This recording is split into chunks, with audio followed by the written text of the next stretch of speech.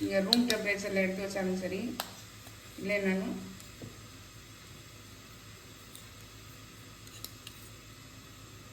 பாருங்கள் இதில் சேர்த்துடலாம்.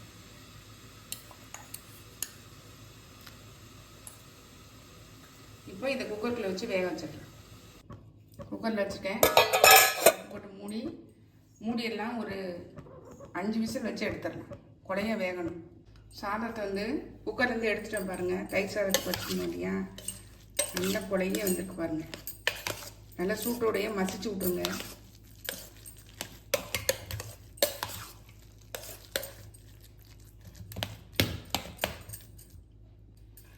நல்லா மசிச்சு பாருங்க.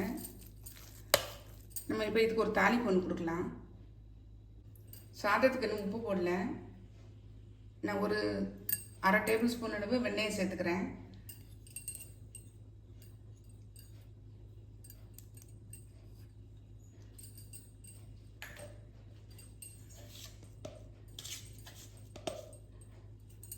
சாதத்துக்கு தேவையான அளவு உப்பு சேர்த்துடலாம்.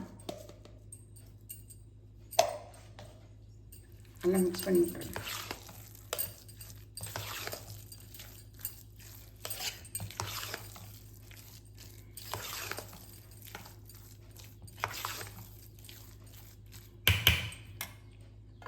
இதில் கொஞ்சம் பால் விடுறேன்.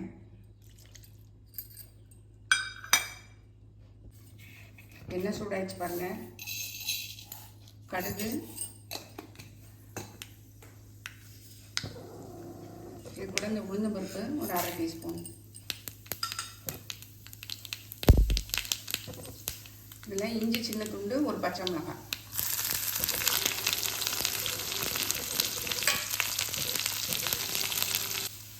கொஞ்சம் கருவேப்பிலை, திராட்சை சேர்த்துறேன். நல்லா மிக்ஸ் பண்ணி விட்டுடலாம்.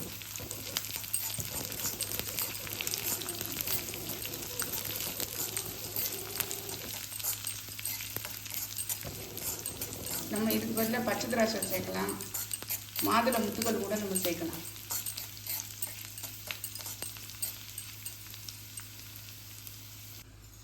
இந்த தாளிப்பை வந்து இதில் சேர்த்துடலாம்.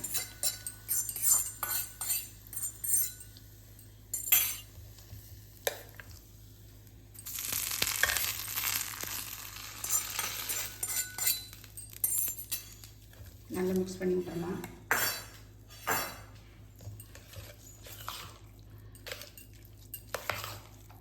நம்ம இன்னும் தயிர் சேர்க்கவே இல்லை.